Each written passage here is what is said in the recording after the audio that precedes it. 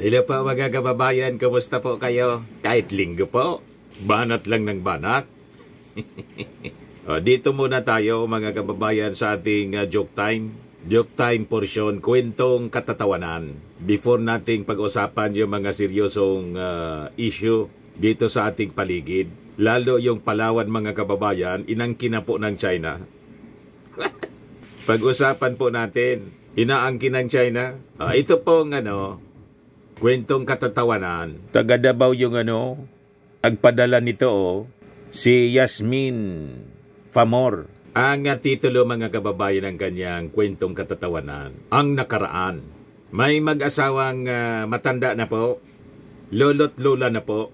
Sabi ng lalaki, sabi ng lolo, "Darling, ano kaya kung maibalik natin yung nakaraan, yung bago pa lang tayong magsyuta?"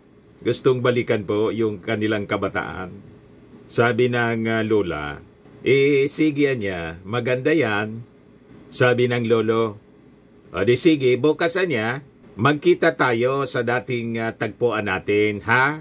Sagot ni lola, sige, intayin mo na lang ako doon. Di kinabukasan mga kababayan, naghintay si lolo doon sa may tabing ilog. May dala pa siyang 3 bulaklak at chocolate. Ngayon, nanabot ng 1 oras po, wala pang dumarating, hindi pa dumarating si Lola. Alam naman po natin mga kababayan, noong mga panahon ng mga tao matsatsaga, naghintay siya maghapon, wala pa rin dumating. Hinintya na niya, Mr. Maravillas. Hinintya. Walang magawa si Lolo. Lulugo-lugo siya, umuwi na lang mag-isa.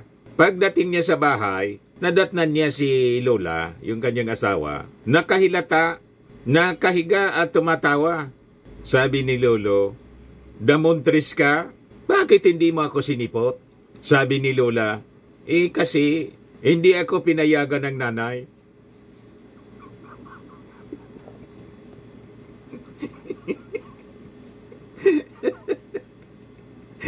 Oo nga naman.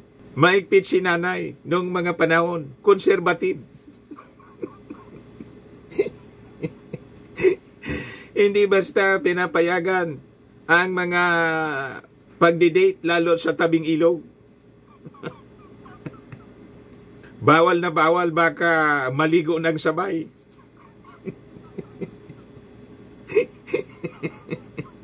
Strict si nanay. Naisahan yung matanda. Anyway, maraming salamat sa nagpadala. Suwabe yung joke mo po. Si Yasmin Famor dyan sa Davao. Matik na po. 200 pesos. Pakipadala na lang po. Paki-message na lang ng inyong GCash number. Ito na po. Sinulat ko na yung entry po ninyo. Lagay na natin dito para sa ating monthly draw. 5,000 po. End of the month na lang po yung price natin. Doon sa mga hindi pa nakasubscribe sa atin, click subscribe po para dumami yung ating mga subscribers. Pag 1 million na po tayo. Like and share na rin po ninyo ng ating video para marami yung makapanood. Ayos pa mga kababayan. Dito na tayo sa ating seryosong topic. Ito kasi yung mga balita ngayon. Matindi yung mga ginagawang paniniktik dito sa atin ng mga Chinese at kasama mga kababayan sa paniniktik ang pagpapakalat nila ng fake news. Now claiming Palawan, kanila daw ang Palawan. Lumala po. Ayan Xinghi Island. Yun ang tawag nila. Sabi dito sa balita ng ABS-CBN. NHCP, yung National Historic Commission, disputes Chinese claims over Palawan. Kaya sabi ko sa inyo, seryoso ang ginagawa ng mga Chinese. Ito, pinangalanan na po nila. Tinawag nilang Xinghi Island. Tapos ito, 4 Chinese spies tied to CCP link groups donated to LGUs, CAPs. Yan ang strategy po ng mga Chinese. Kaya mag-ingat po tayo. Gumagamit sila ng mga organizations, ng mga grupo. Kunwari sila tutulong para hindi tayo makahalata Iba-iba yung strategy ng mga Chinese po. Kaya ingat po tayo sa mga Chinese organizations. Ang intensyon nila po para paamuhin tayo. At saka, magbalat kayo sa kanila pong paniniktik then sabay claim ng ating mga territories. Butit na huli itong mga spies, mga kababayan. Pati yung Palasyo Malacanang, kaya nga po inigpitan ang security ng ating Pangulong Bongbong Marcos. Pati yung palasyo, tinitiktikan mga kababayan. Then sabi dito, 4 Chinese nationals arrested in January for alleged espionage were found to have led Chinese Communist Party affiliated groups that donated cash and vehicles to Philippine cities and police forces. Sabi po sa report ng Reuters. Sabi po ng NBI, itong si Wang Yonghee, Wu Junren, Kai Xiaohuang, and Chen Haitao were charged with espionage or paniniktik after allegedly flying drones to gather images of Philippine naval forces malapit po sa South China Sea. Nakuha mga kababayan sa kanilang posisyon sa mga devices na na-recover ng mga authorities ang mga photos, maps, saka mga mapa ng mga sensitive sites dito po sa ating bansa. Itong mga nahuli mga kababayan were leaders of civic groups linked to Beijing's United Front Work Department which oversees foreign influence operations. Itong mga grupong ito made donations including motorbikes to Manila Police and patrol vehicles to Tarlac authorities in 2022. But the motives remain unclear. Inspeksyonin po ninyo at i-destroy ninyo po yung mga motorbikes. Baka may mga nakalagay na mga spying device. Di ba? Mahirap na po. Sa Australia nga po, yung mga cameras na in-install sa mga kalsada ng Australia po, pinatanggal. Yan Chinese-made security cameras to be removed from Australian government buildings. Kailan itong report? February 9, 2023. Australian Security and Counter-Terrorism. Yan more than 900 products made by Hikvision and Dahua discovered at 250 federal premises. Yan Sabi dyan, the US and the UK have already banned this product at government locations, with the US Federal Communications Commission warning of an unacceptable risk of national security due to possible espionage and spyware. Australia's Defense Minister Richard Marles confirmed that an audit of surveillance technology has been launched after reports at least 913 cameras have been installed at more than 250 government buildings.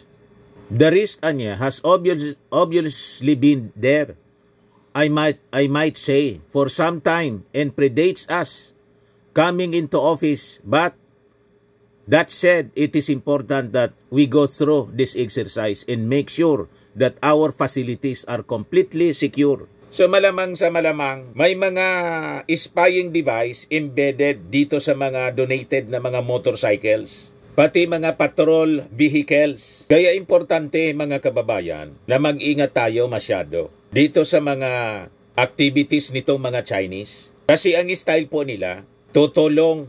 Pero yung pagtulong, may motibong masama pala. Yun ang problema po Kasi may interes sila dito sa atin. Kaya tayo tinitiktikan. Nag-deploy na po sila ng napakaraming mga tiktik. Yes, sabi dito, the NBI described the suspects as posing as harmless civic group members while conducting surveillance. Tarlac is home to key military bases used in joint Philippine-US exercises. Kaya ang ginawa nilang strategy, mga kababayan, mag-donate ng mga vehicles sa police, pati mga motorcycles, para umamo tayo. Tumutulungan niya. Yun pala, mga kababayan, ginagamit nila sa spying activities dito sa ating bansa. Malamang sa malamang ganon. So sabi dito, as a background story, authorities have made related arrests of Chinese nationals for espionage, including the use of international mobile subscriber identity catchers near sensitive sites like Malacanang, o kita ninyo, at saka sa Camp Aguinaldo. Authorities have intensified counterintelligence efforts amid rising tensions with China over the South China Sea.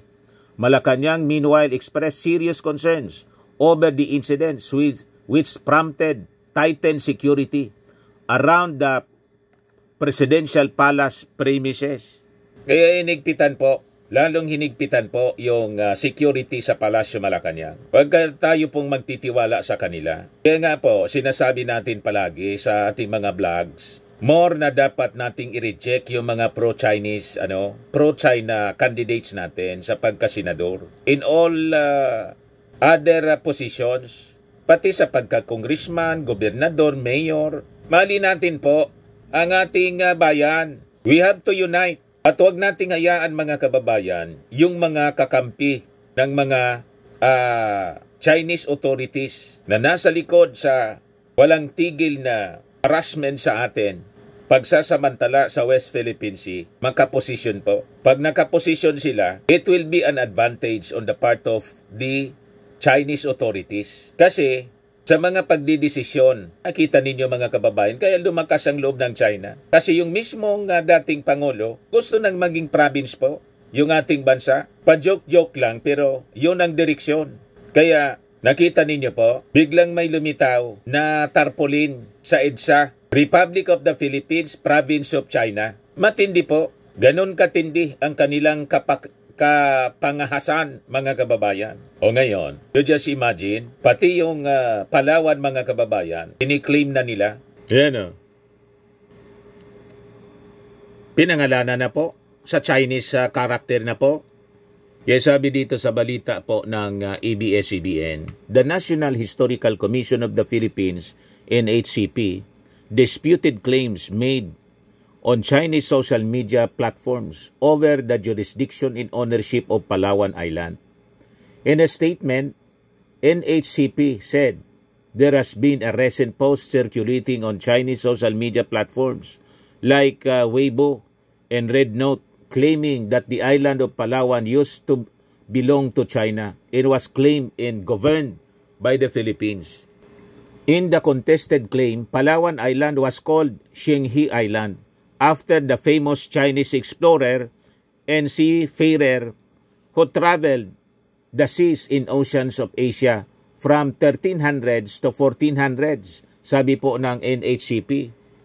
It is necessary to note that exploration does not equate to sovereign ownership, noting that there is no existing evidence to support the settlement of a permanent Chinese population in Palawan. Sinasabi ko sa inyo, itong inayaan natin yung mga Chinese na pangalanan yung lugar dyan sa Manila na maraming Chinese na mga residents na Chinatown. Kung ako po sa inyo, tanggalin na po ninyo yan. There must be a law passed by the City Council siguro ng Maynila o ng Congress mismo, changing the name ng lugar dyan po sa Maynila na Chinatown.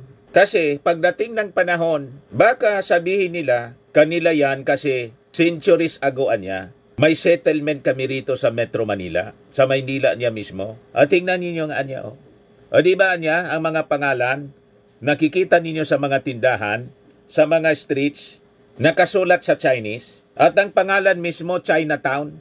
Kawawa yung ating mga anak pagdating ng oras. Kasi yun po ang strategy nila. Napakapiligroso po. Tapos, sabi ko sa inyo, huwag na tayong makisali sa Chinese New Year. Kasi po, ginagamit nila itong kanilang mga cultural activities and belief para i-influence po yung mga Filipino. Indoctrination po ang ginagawa nila ng mga Chinese. And later on, tingnan ninyo, may mga NGO sila, tumutulong. Kunwari tumutulong sila. Pagdating ng oras, mga kababayan, yun pala, ginagamit nila sa pang-spy, spying activities. Nakita po ninyo?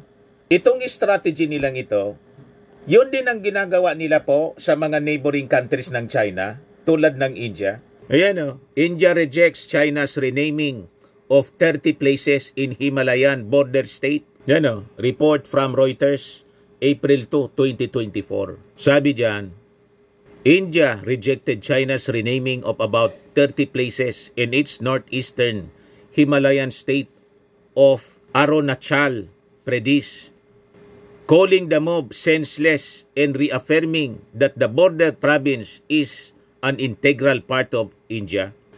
Beijing says Arunachal Pradesh, which it calls Sangnan, tingnan ninyo, tinawag nila sa kanilang Chinese name, is a part of South Tibet, a claim New Delhi has repeatedly dismissed. China similarly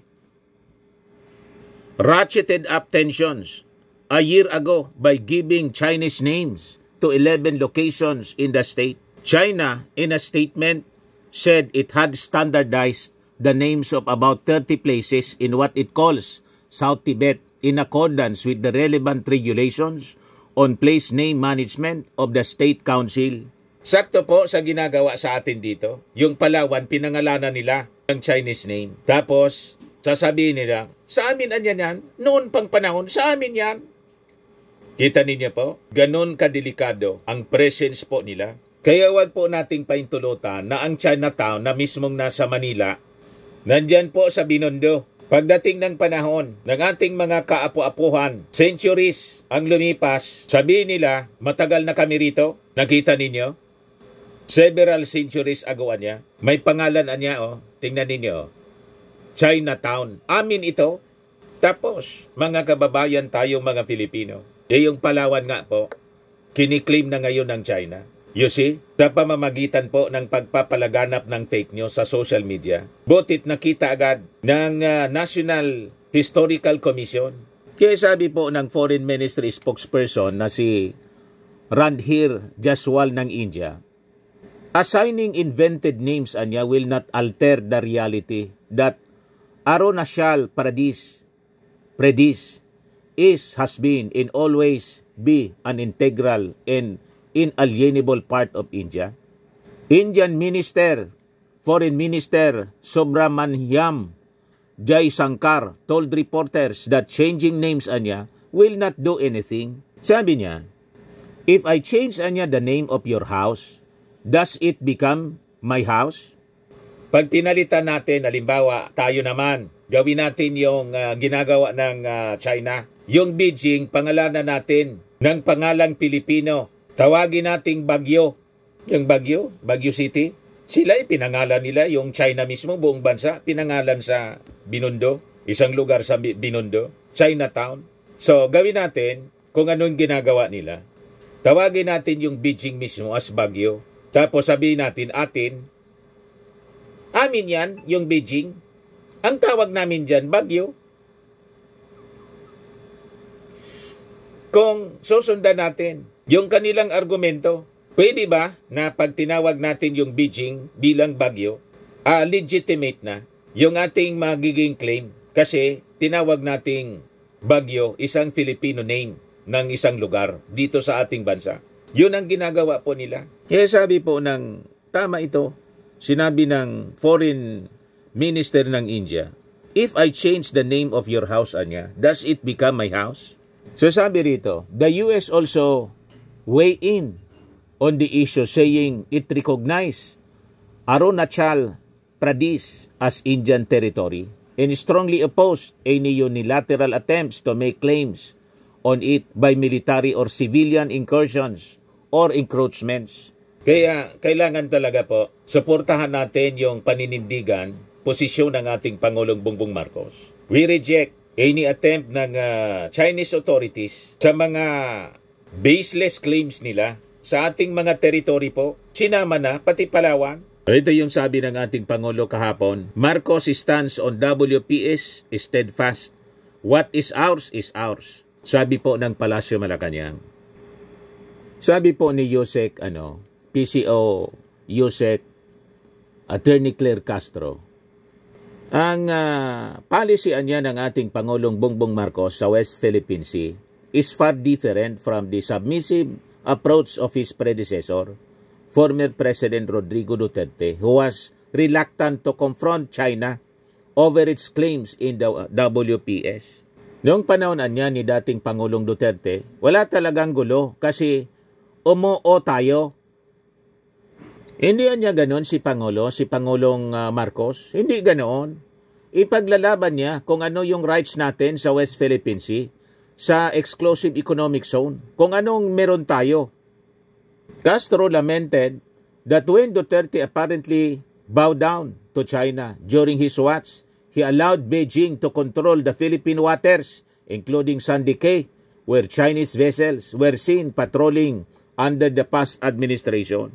So sabi ni Castro, so nasaan na yung pagiging independent na country natin, yung soberenya natin? Hindi naman tayo probinsya.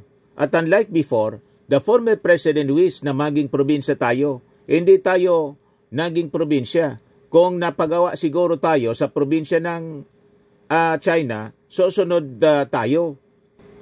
Castro said Duterte had even ordered to stop the construction of Sandy Cay because of strong opposition from China. So sabi po niya, ang ating Pangulong Bongbong Marcos anya would be unyielding when it comes to defending the Philippine sovereign rights dito sa West Philippine Sea. Let's face it anya, hindi tayo probinsya ng China kahit ito'y ginusto ni dating Pangulong Duterte. Tama lang po ang ginagawa ng Pangulo. Nandun po ang kanyang stance.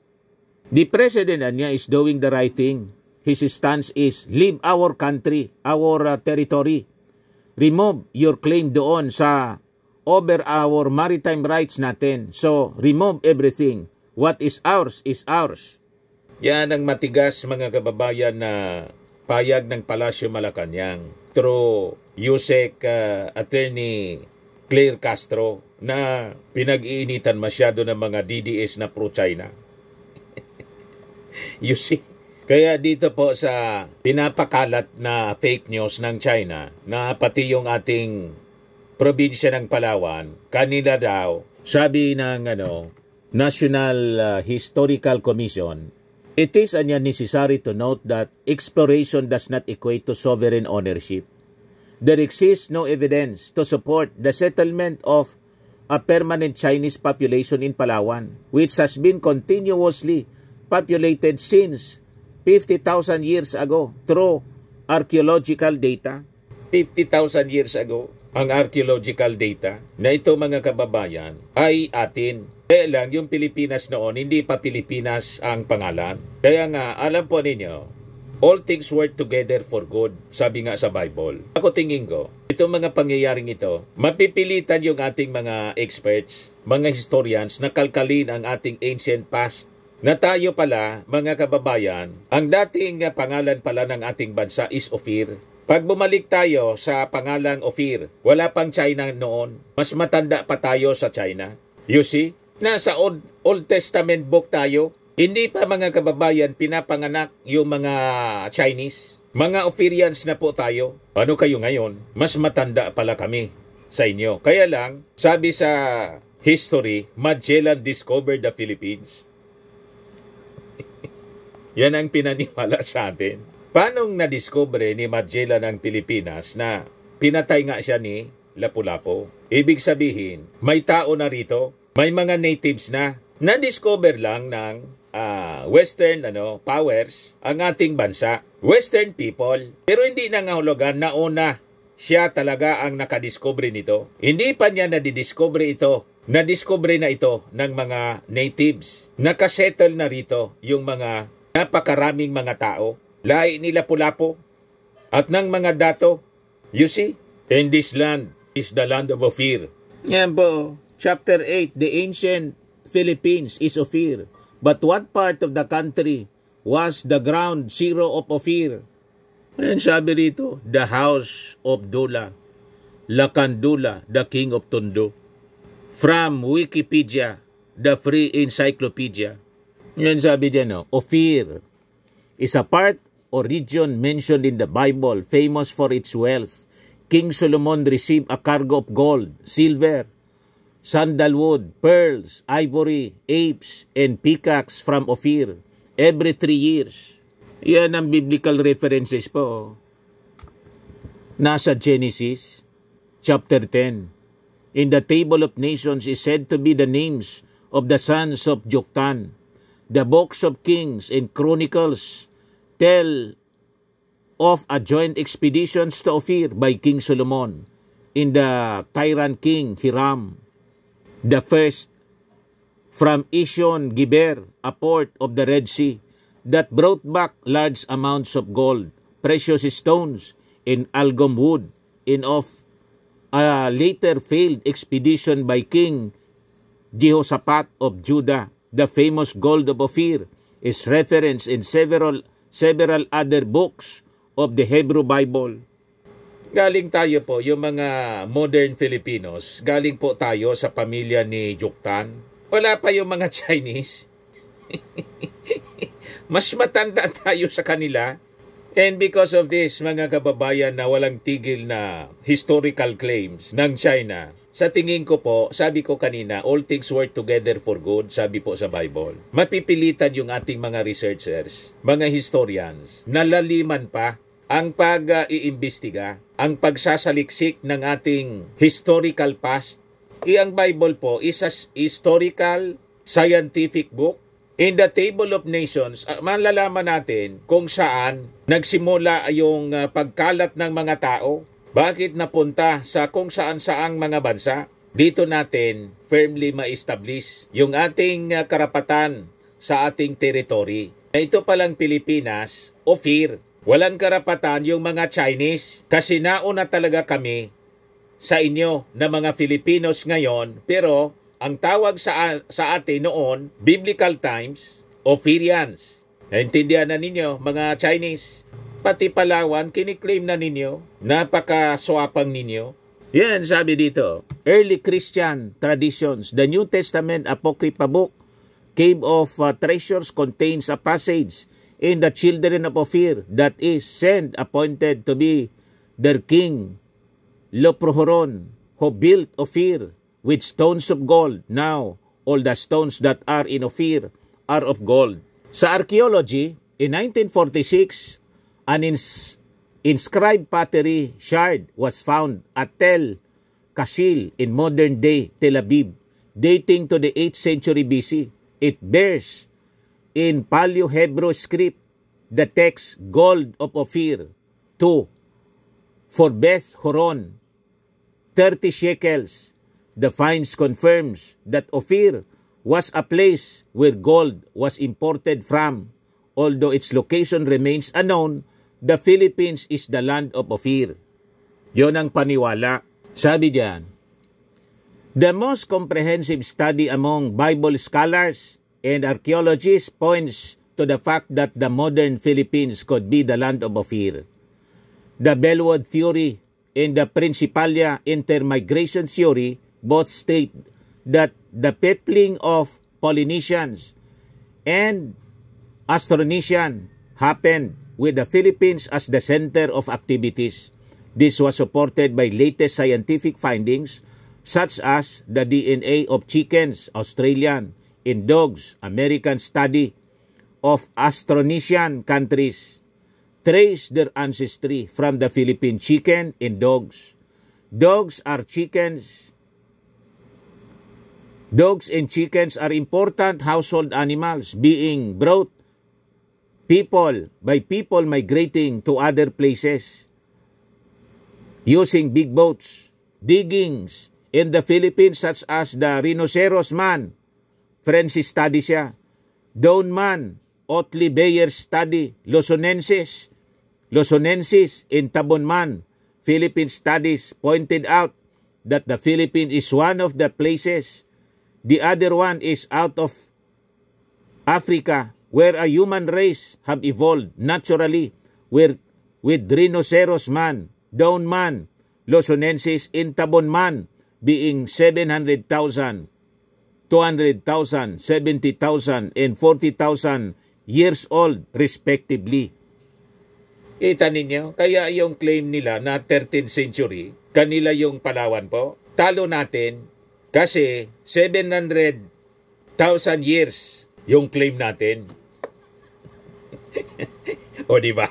Talo sila sa patagalan, palumaan ng panahon. Mas matanda tayo sa kanila. Pag ating pinanindigan na tayo mga Pilipino na sinabi sa history na Magellan discovered the Philippines, before pa tayong pinangalan ng Pilipinas at mga Pilipino, dati na tayo na mga Ophirians. Kaya po yung history pong pinag-aralan natin sa mga eskwelahan, putol po yung history, kung ano-ano na lang. Kasi karamihan sa mga teachers po, mga historians, hindi man naniniwala sa Bible. Ang tingin nila sa Bible po, fiction.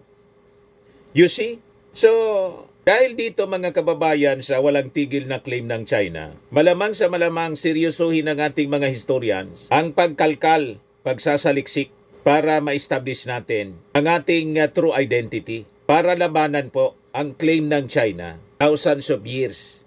Kanila daw, 13th century, ay pangalan na sila dito mga kababayan sa Palawan.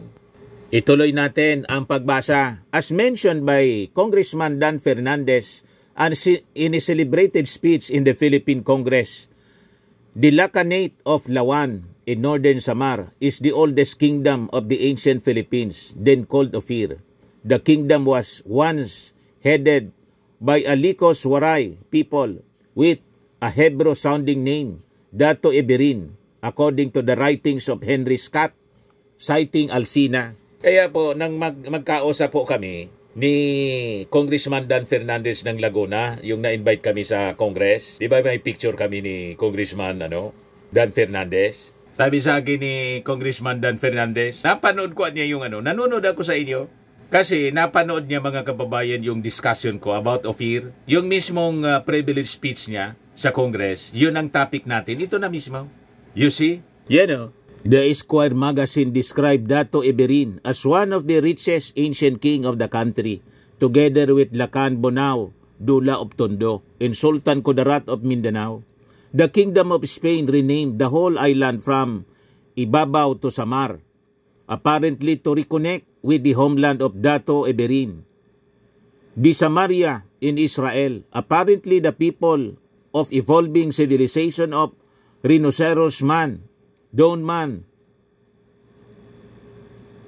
Luzonensis in Tabon man, being 700,000, 200,000, 70,000, and 40,000 years old respectively, intermarried with the Licos and scattered people all over the Philippines and even in the Austronesian lands over 1,000 years for their homeland in Israel, and later in search of gold for the temple of King Solomon. Kaya po, yung mga napakaraming mga pangalan dito sa Pilipinas ng mga lugar, tulad ng Samar, hango doon sa Samaria, sa Israel, mga pangalang Hebrew, pati nga po itong Mayon volcano. You see, ganon mga kababayan. Mapipilitan tayo talagang magsaliksik ng malalim dahil sa ayaw tayong tigilan ng China. Claiming our territories, renaming our provinces or province, tulad ng Palawan, pinangalanan na nila sa Chinese. Kaya sabi po dito sa research ng House of Lacandula and the King of Tondo, in the book found in Spain entitled Collection General de Documentos Relativos a las Islas Filipinas o General Collection of Philippine Islands Related Documents, the author has described how to locate Ophir. According to the section document number 98 dated 1519,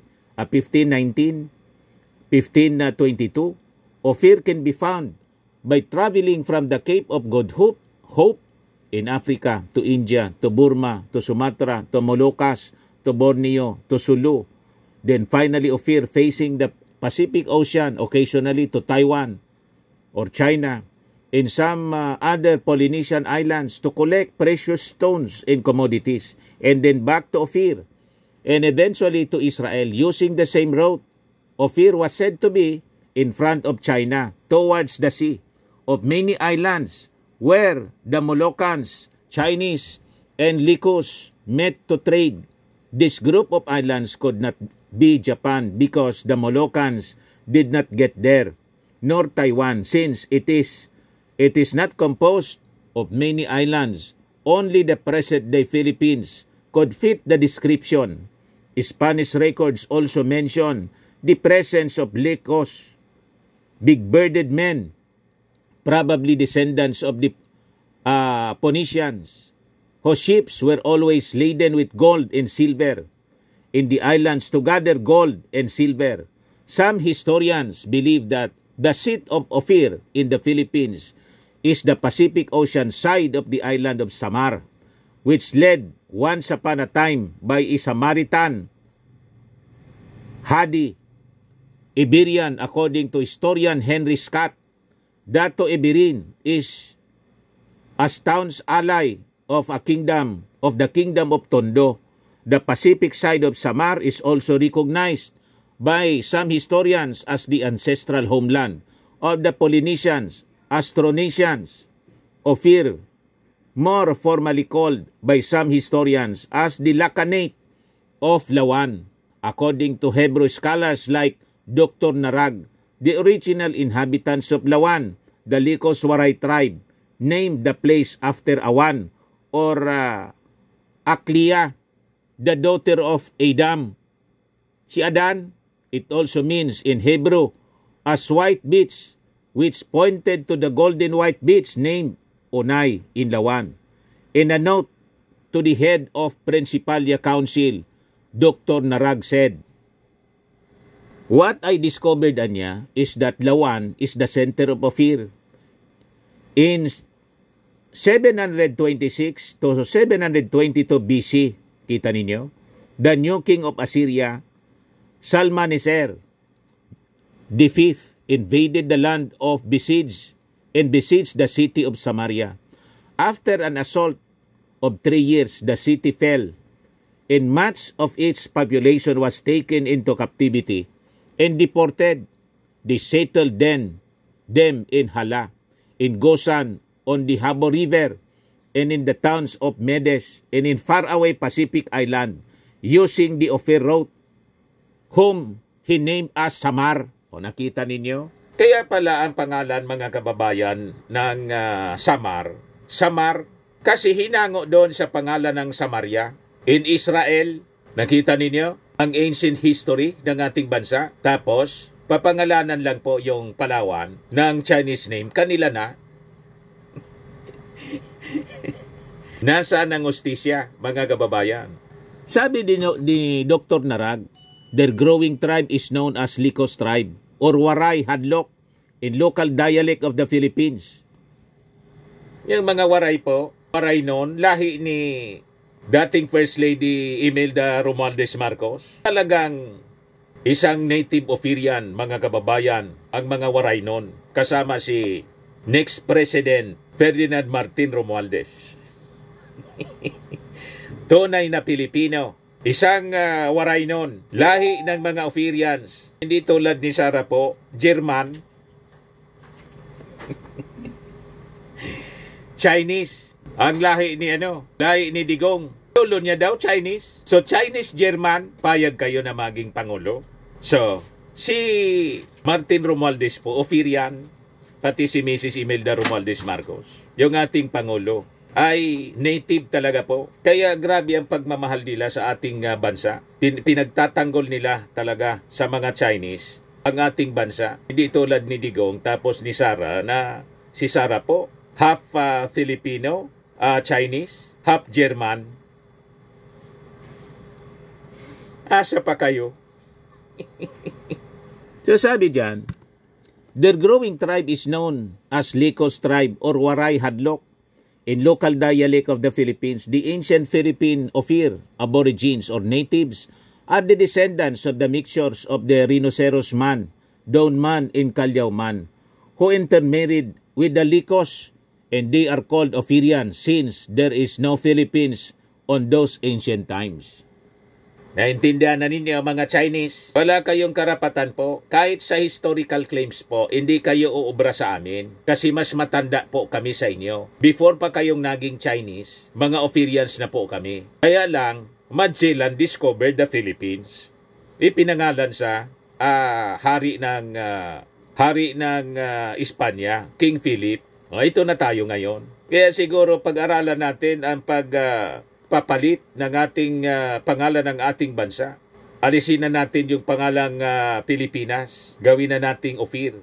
Ophirians. Walang panama pag tayo'y bumalik sa dating ancient name natin na Ophir, walang baseless na po, invalido ang lahat ng claim ng China sa ating territory. Tama po, mga kababayan?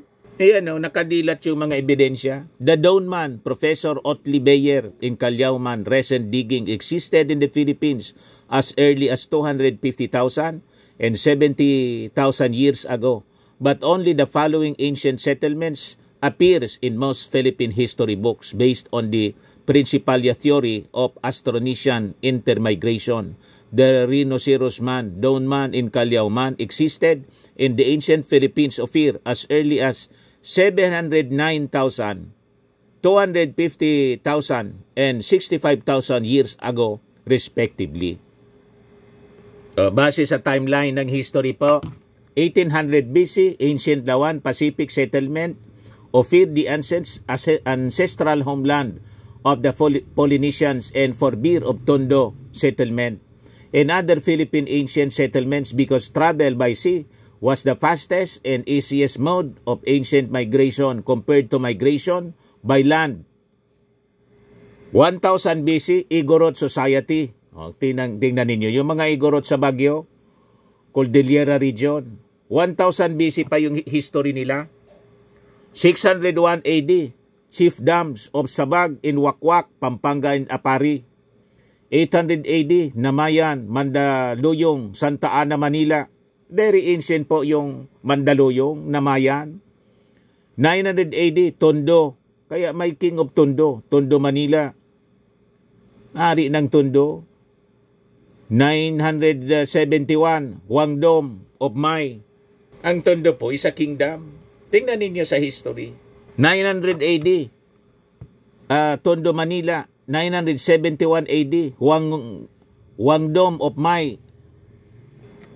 1176 AD, Kingdom of Tondo. 12,000 AD, Rahanate of Cebu, Madjas as Confederation Dapitan Butuan.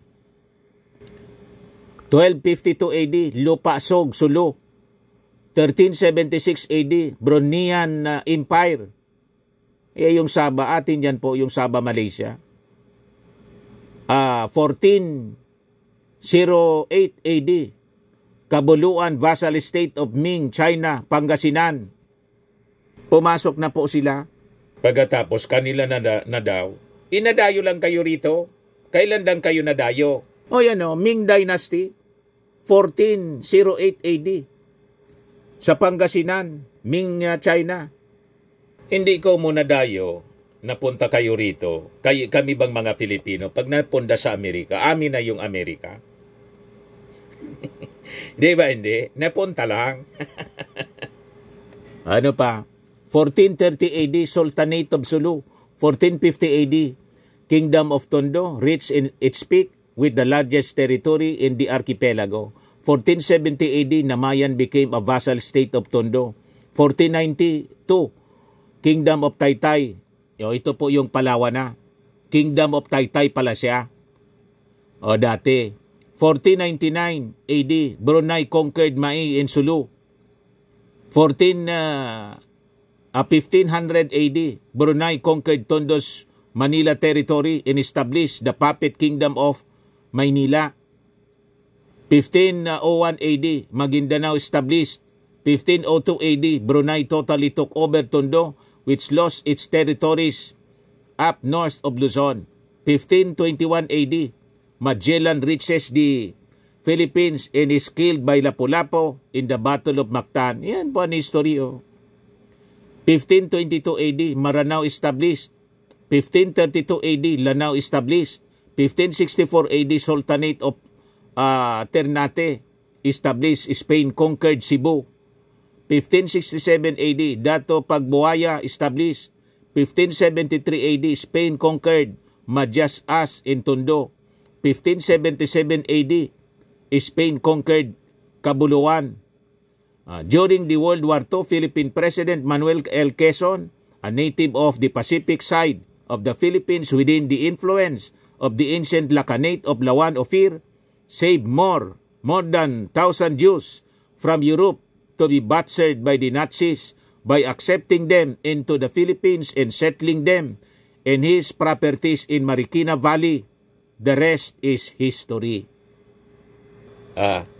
Ano tingin ninyo mga kababayan sa ating reference? Legit? Legit po. Biblical. Yung claim po ng China, wag nating paintulutan na mamayani. Supalpalin nating supalpalin. Magtulungan po tayo ng mga Filipino at magsaliksik ng malalim para hindi po tayo ma-indoctrinate nila, ma-influensya at ma-deceive, maloko. Tama po mga kababayan? At itong ating programa mga kababayan, atid sa inyo nitong ating mga sponsors. Firmax Firming and Lifting Cream. Pinapay po sa mga pulses in affected area. Mainam po ito sa mga pains at paninigas ng mga kaso-kasuan. Ito sa mukha naman yung application, anti-aging, Automax po siya. Ito ay Glow 60 mga kababayan. Whitening po siya. Made in South Korea. Ito naman po, Nengxia Red Mix Fruit Drink. Gawa po siya sa goji berry. May anti-cancer properties po siya. At sa mga naghanap po ng malinis and spacious fitness gym, pumunta lang po kayo sa aming Colossal Fitness Gym.